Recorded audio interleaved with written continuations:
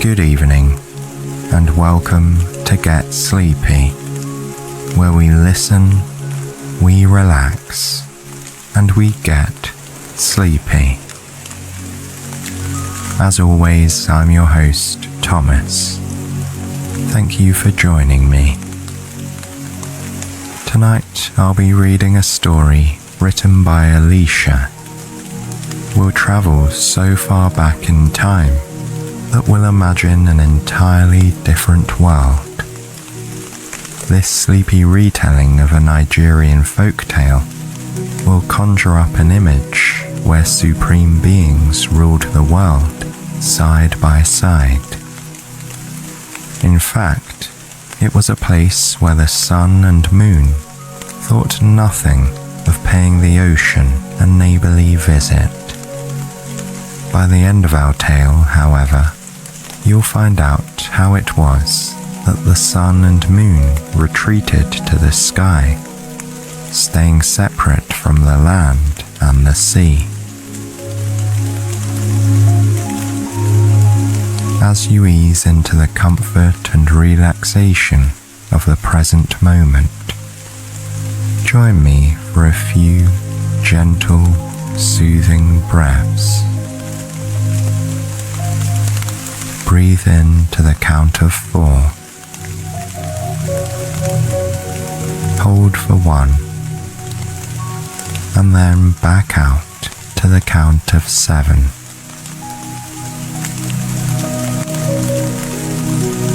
On your next deep breath, notice the sensation of your chest and stomach filling with air, and the luxurious feeling of letting that flow back out as your body relaxes. Then notice the other areas of your body that move with the breath, even if it's just very subtly.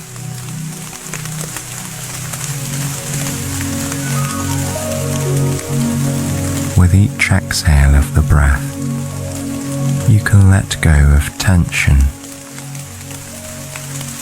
and you can let go of any thoughts that are getting in the way of the peace and stillness you deserve to enjoy.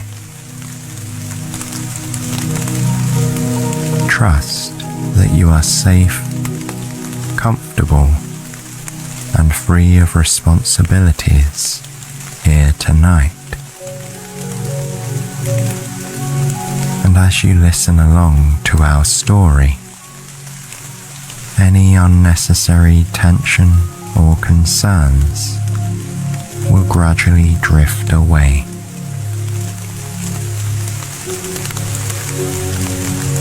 So, as your breathing slows and your relaxation deepens, imagine that you are weightless.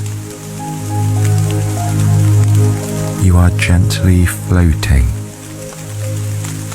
You're moving away from the earth as we know it now.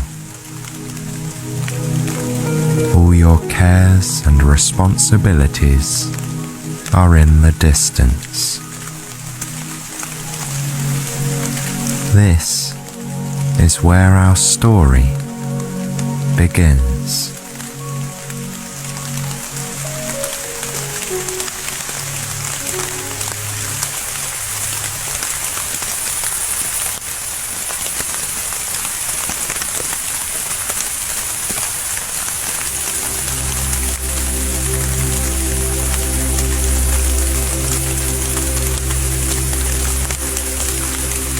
Long, long ago, at a time before human memory, the world looked very different.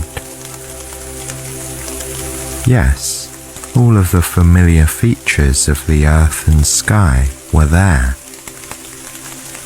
However, they did not divide themselves in the way they do now. The brown and green land did not isolate itself from the water At least, not all the time. The ocean and the features of the Earth did not remain separate from the planets and stars in the sky. Instead, these building blocks of the world existed in tandem. The sun and moon, the water and the land were all very friendly with one another, mingling happily. The sun and the moon were the king and queen of the air. They were good neighbours to the sea god and the creatures of the land. They were very well liked. The Sun King was, after all, a very handsome and generous fellow. He naturally impressed everyone, no matter where he went. His golden rays and warm, radiant gifts were welcomed by all. It seemed that prosperity sprang up wherever he visited, and his neighbours were glad to receive him. Even better, his ethereal and beautiful wife, the moon, travelled in his wake. When he had taken his brightness away in the evening, she lit the dark night with her gentle glow. Her cool and steadfast illumination kept all the creatures of the earth from being afraid. The sun and the moon paid frequent visits to the god of the sea. Although the sea god's many subjects were happily accustomed to the chill and the moody depths of the ocean, they welcomed the Sun King's brilliant sunbeams at times. For what use was the colourful beauty of the undersea world without a little bit of light to show it off? When the Sun King or the Moon Queen lit the waters, the dolphins and other fish would leap gladly into the air. Then they would plunge ecstatically back into their watery home. These moments in the sun brought them joy. The sun and moon were very social, and they often paid visits. However, after countless years of being guests of the sea god, they began to wonder why he did not come to see them. The sun and the moon began to ask each other what the reason for that could be. The Sun King suggested perhaps the sea god feared that their home would be too warm for him. In response, the Moon Queen wondered if it was too bright. After considering various possibilities, they agreed that the sea god might just be very polite and that he was waiting to be invited.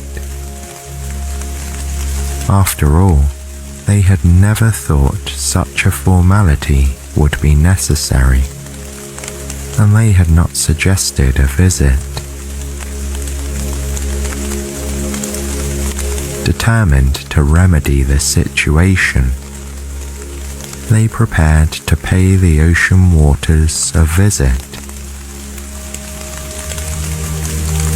The sun put on his shining gold travelling coat, which sparkled brilliantly. It created a halo of light around him. The moon put on her most beautiful gown. It was a gauzy alabaster white robe that seemed illuminated from within. Whenever she moved, tiny stars twinkled from the folds of her skirt. Attired in their best, the royal couple ventured forth to the water's edge. Once there, they called out to the little creatures who played in the surf, asking them to summon the sea god. Feeling very important, the tiny crabs, the shining fishes, and the wispy jellyfish floated downward into the heart of the ocean, happy to tell their ruler that his friends were near. While the sun and moon waited, they enjoyed watching the colourful underwater creatures who surfaced to bask in their brilliant aura. Their presence set the water dancing with light, as if diamonds floated on the waves. Soon, the approach of the sea god was heralded by a swelling of the waters. The waves broke majestically and foamed on the beach. The sea god always brought energy with him wherever he went. He arose from the water and called out a jovial welcome to his friends. The sea god was a strong, bearded fellow who wore a heavy gold crown. His shoulders bore a glistening mantle of many-coloured shells. He was the very essence of the powerful ocean. Together, the sea god, the sun king, and the moon queen passed a happy afternoon on the beach. They spoke of their latest news, or the events in their respective kingdoms, and of the creatures in the sky and in the waters. When it was nearly time to go, the Sun King got to the point of his visit.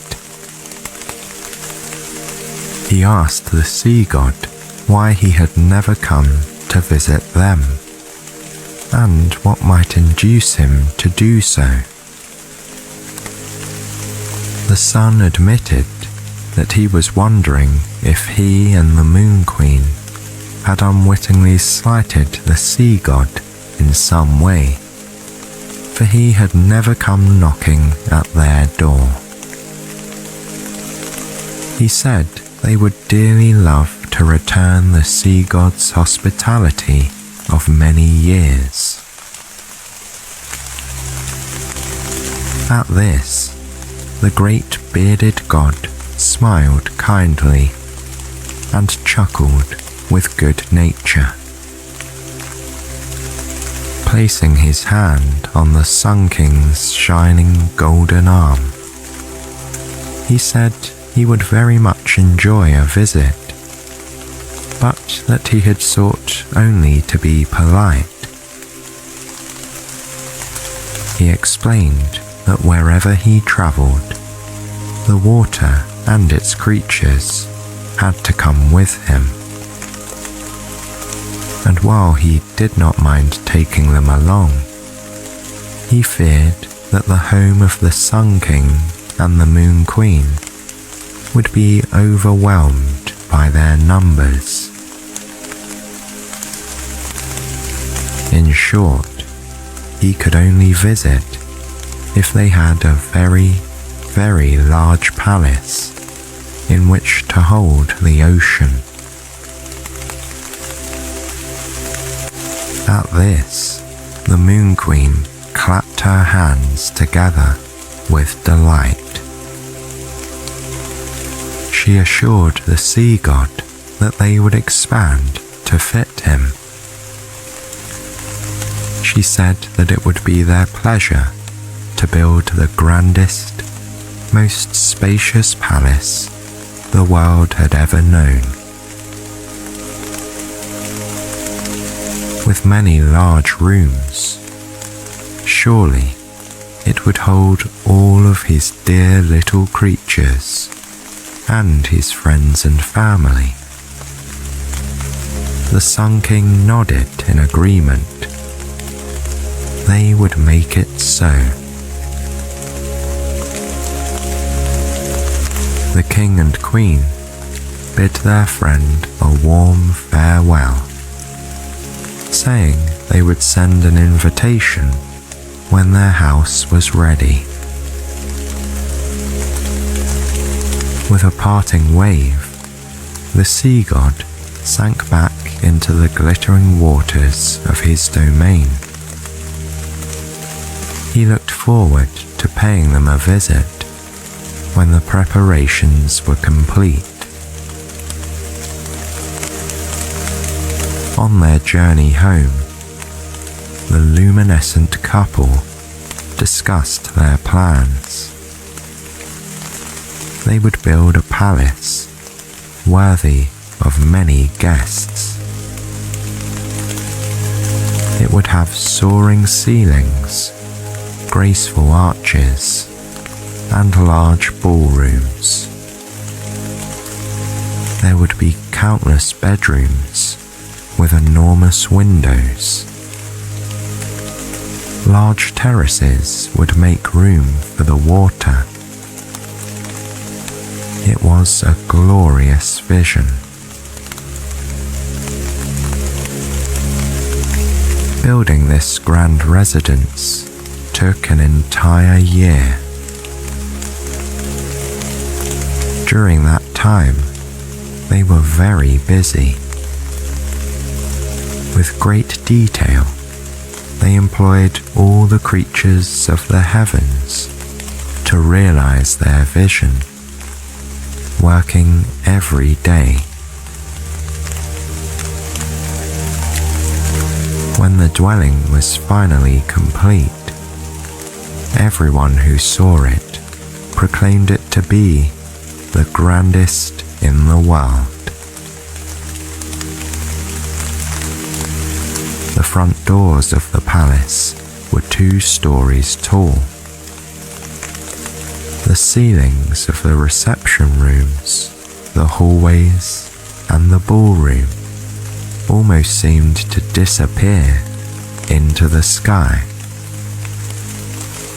The Moon Queen had decreed that murals should be painted on them, mimicking the clouds in the heavens. Fresh breezes floated through the hallways, entering through elegant open windows. Rich chandeliers graced each room, twinkling as if they were made of stars. The King and Queen felt confident they had built a home that was fit to receive their ocean-dwelling friend and all his people.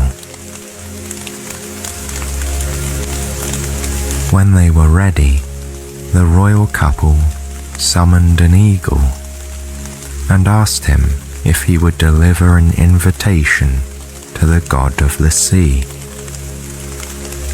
The noble bird gladly agreed. They wrote their missive on a scroll and tied it with a glittering gold ribbon. Then the eagle took the pretty thing in his talons and disappeared into the sky. Flapping his powerful wings, he rose over the trees like a kite. The bird travelled quickly. When he reached the water, he cried out to the ocean dwellers below. A dolphin popped its nose out of the water, nodding joyfully. The giant eagle soared gracefully downward and deposited the scroll in its open jaw. The dolphin then leapt smoothly back into the waters, and the bird soared upwards and disappeared again, returning to the skies over the land. Meanwhile, the sun god received his elegant invitation with delight. He dispatched a massive school of shining fish to spread the word. The sea would be travelling to the palace of the sun and the moon, he told his subjects. All were invited. Wriggling with anticipation, the countless tiny fishes dispersed in little schools. They spread the news quickly and efficiently to all the diverse creatures of the sea. The mighty ruler of the waters attired himself in his most dazzling robe and polished his trident to a high shine. When he was ready, he led the way towards the new palace of the Sun King and the Moon Queen, following instructions they had shared in the scroll. First, he made his way over the sugary white and yellow sands of the beach. Then he ventured through the shady glens of the ancient forests. In doing so, he took the waters with him. He caused them to swell up and over the powdery sands, flowing over land that had scarcely seen the tide before. Then he channeled the rushing sea through the wide paths of the forest.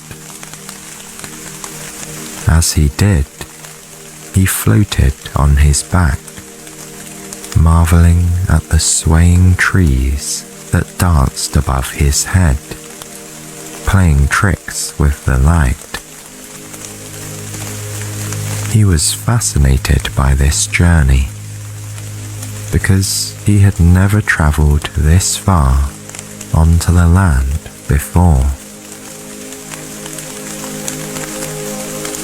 When the trees parted, he continued across the grassy plains. The salt water rushed onward, emerging and spreading out over the lush green grasses and waving wildflowers of the plains. Here he recognized the wide skies that hung over the ocean. He felt some relief to be back under a familiar canopy of blue. Lastly, as he floated to the end of the grassy meadows, he got his first glimpses of the hills. They pushed up from the earth, rugged in some places and gently rolling in others. Then, finally, as promised, he saw their house perched in the foothills. The palace was both vast and majestic.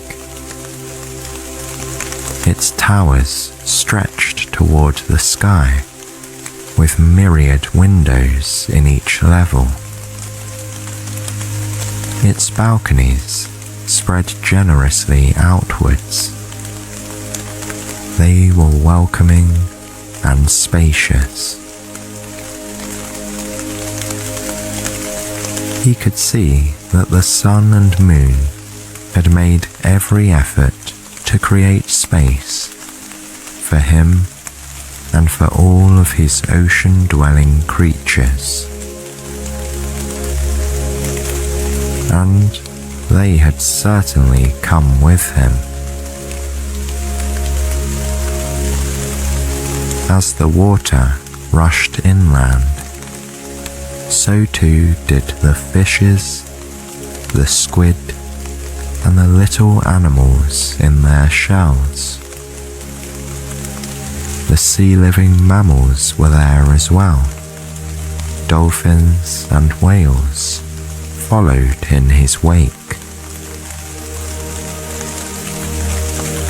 Of course, there were also mermaids, who were very plentiful in that time. In fact, the mermaids were probably the most excited of all, because they always enjoyed a fine party. Up in the foothills, the king and queen had been watching for their friend's arrival ever since the eagle returned. Standing on the enormous terrace of the house, they patiently watched in the direction of the coastal waters, happily anticipating this visit. When the blue and green water finally came into view, rushing from the plains, the queen clapped her hands together with delight. She called out to the servants to prepare for their guests. All the doors were opened wide. The god of the sea arrived first, his cloak a vision of shimmering beauty, and his tridents sparkling in the rays that came from the sun. With him, the cool waters of the ocean, which were soon eagerly exploring the steps, and then the veranda. The gentle waves ran smoothly into the ground floor of the house, pooling quickly in every depression or crevice, then rising upward. This created a path for the ocean-dwelling creatures to enter. First came the little tiny ones, swimming freely in the first few inches of shallow waters that filled the ballroom. Like tiny emissaries, The animals quickly fanned out, taking in this strange new place. Glistening in shades of silver and gold and blue and purple, they soon covered every room in the ground floor of the house. They shimmered over the elegant white finish of the marble floors, which lay beneath the waters. The king and queen stood and talked happily with the sea god while this was happening. They had expected some flooding and were not bothered by it. The waters did continue rising, however. As the depth increased, larger creatures were able to enter. A massive squid squeezed itself comically through the door, floating awkwardly inside. Crabs and lobsters crawled over the windowsills, flopping into the interior of the palace.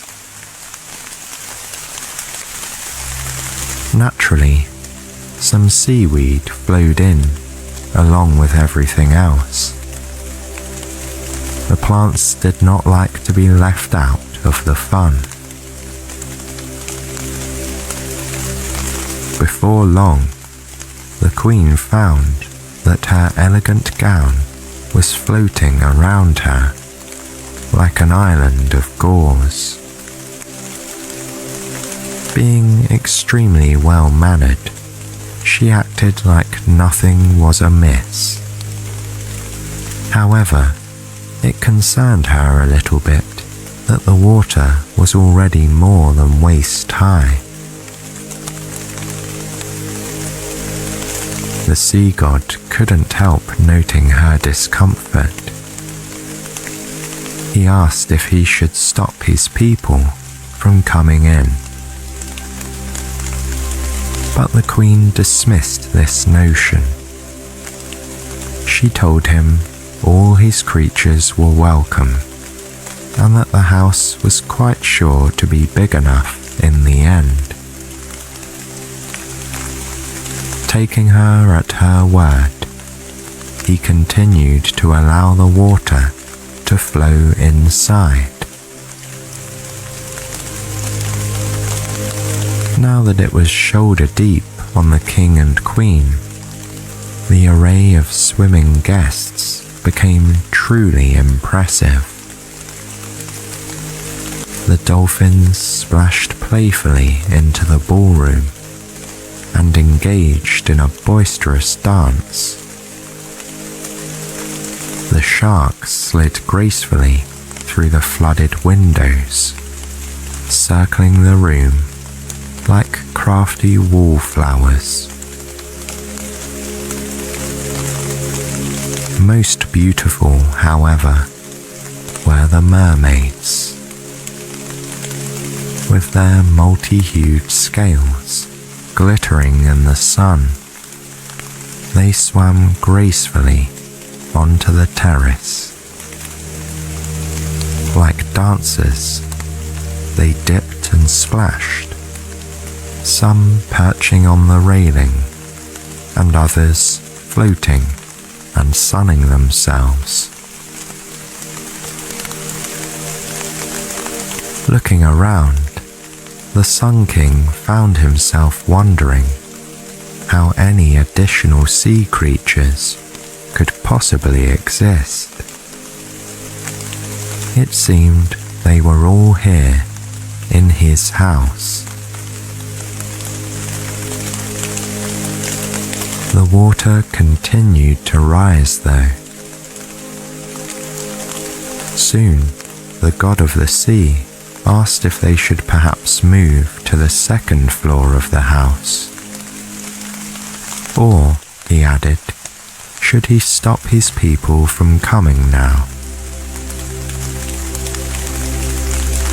Ever gracious, the king and queen again assured him that there was no need to limit the guests. They did, however, agree that it would be easier to continue socializing from an upper floor. Alas, this solution was short-lived. The royal couple soon found themselves waist-deep in water on the second floor as well. While they continued to insist that their house had room for everyone, they found it necessary to rise upward again, this time to the uppermost floor of the house. At this point, the god of the sea politely excused himself. He had noticed a commotion coming from the ballroom, and he suspected that there was a squabble happening between the jellyfish and the sea urchins, both of which tended to be rather impatient and territorial. Excusing himself, he dove down through the waters to the submerged ground floor and disappeared. The Sun King and the Moon Queen tried to wait for him, but they found themselves treading water and retreated to one of the tall towers that jutted skyward out of the house. Slowly climbing the spiral staircase of the turret, they were only ever a few steps ahead of the rushing waves. Finally alone, they looked at each other with a rueful smile. It was obvious to both of them that, despite their hopes, their enormous house had not been big enough to receive the entire population of the sea. Peeking out the window at the top of the turret, they could see the party in full swing down below. As far as they could see, from their house to the distant beach, there was water covering every surface. As they stood there, trying to figure out what to do, the trusty eagle flew by. The Moon Queen called out to him and asked him if he might be able to rescue them from their predicament. Flapping his powerful wings, he hovered near the turret. The sun and moon gratefully squeezed through the window and climbed onto his back.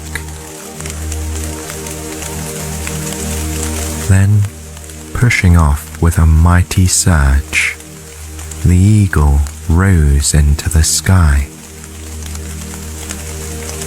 He flew higher than the tops of the mountains and up through the clouds.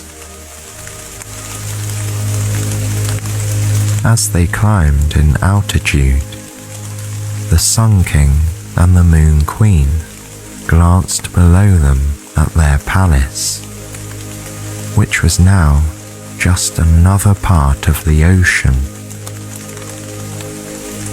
Then they both laughed and shook their heads. Looking at each other with a shrug, they sprang from the eagle's back and waved goodbye to him, floating up into the sky. As much as they had enjoyed meeting the creatures of the sea, they were so relieved to once again be where it was quiet and dry. All around them, the stars glittered peacefully with excitement at their arrival. So it was that they decided to stay. After that time, the sun and moon still generously shared their light day and night with the land and the sea. But they chose to do it from a safe distance.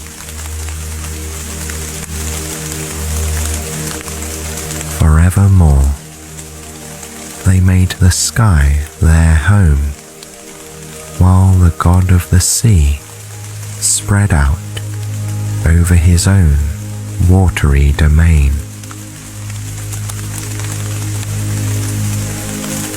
And that is how the world has happily remained to this day.